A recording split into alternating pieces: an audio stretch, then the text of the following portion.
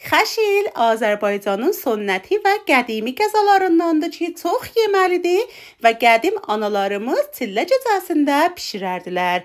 Birlikdə gedək bişirək.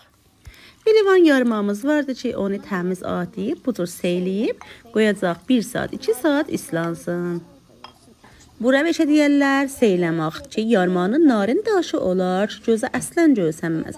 Seyləmaqla yarmanın daşı yatar kasanın təkinə ki, biz seylədik, gördük, heç sadə yoxdur. Yarmanın suyun, duzun sarı kökünü izafələdəcəyik, qoyaq ocağın üstündə tavamla pişsin. Bu arada unumuzu əliyib, soyuq suyla qarışdırıb qoyacağıq, kənarda qalsın.